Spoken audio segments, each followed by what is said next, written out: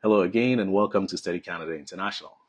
For today's video, we'll talk about the secondary expenditure. And in case you're listening to this for the first time and wondering what about primary expenditure, make sure to check out my previous video where we discuss primary expenditure and what it entails.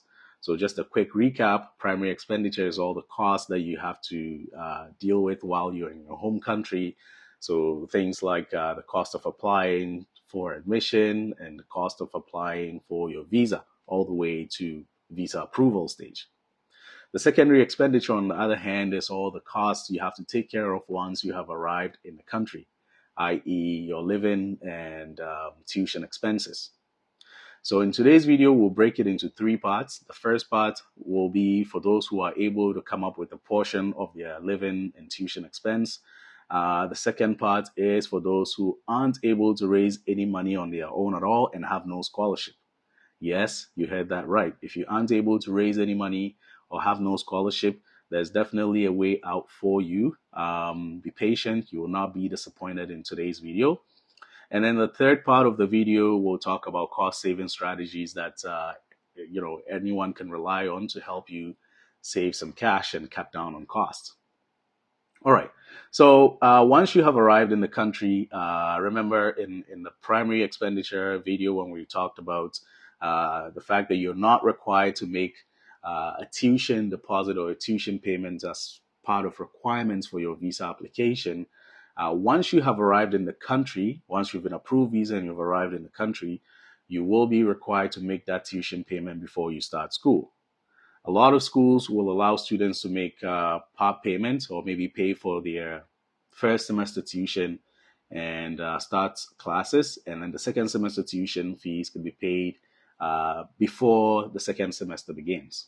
So if you find yourself in such a situation and you're able to raise some of the cash, definitely make that first semester tuition deposit, start your classes, and then the options that are available to help you raise additional cash is number one, you could get a part-time job while in active study. So while the semester is in session, you could work part-time on or off campus.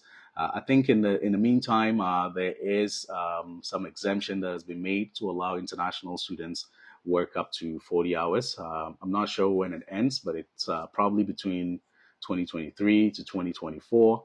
But prior to the recent exemption, the general rule was that international students could work 20 hours a week while the semester is in session. But when school is on vacation or when you're on your summer holidays, you could work as many hours as you can. You could do that over time to raise cash, to pay for your living expenses, and save some cash for your tuition, your second semester tuition. The second thing you could do is you could apply for bursaries or grants. And unlike scholarships, which require a certain academic performance or you students meeting a certain level of demonstrating academic performance to a certain GPA or whatever. Grants and bursaries, on the other hand, is more so along the lines of providing assistance to students in need. So there could be, each school has its own bursaries and grants available. Those will be the internal ones. And there are also some external ones that you could apply, which are available Canada-wide. So look out, check your school to see which grants and bursaries are available and make sure to check the entry requirements or the qualification requirements. As an example, you could, I've seen a bursary that is for students who have been out of school for about 5 years and recently returned to study full time. There could be one for those who are full-time students and at the same time providing some sort of support in the community in which they live. So it's always like an essay contest where you write to demonstrate how you meet the requirements or how you fit the description of the program. So while these bursaries and grants do not offer a whole lot of cash, the cash award is anywhere between $500 all the way to $5,000. And like I mentioned, there's usually more than one bursary and grant program available for within each school. So make sure to check all of them out and see which ones you qualify for. If you qualify for more than one, I encourage you to apply for every one that you qualify for, because you never know. You could be lucky, hit the jackpot, and get approved for all the bursaries that you've applied for. So imagine if you got even $1,000 from three bursaries or grant programs. That's $3,000. It will cushion you. If you got a $4,000, $5,000, there you go. It just keeps rolling. That's some extra cash there for you. The third is you could resort to peer tutoring.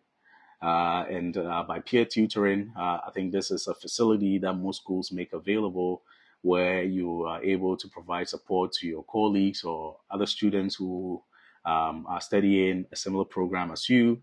It doesn't even have to be a program you're studying or a course you're studying currently. It could be an area where you're already familiar with.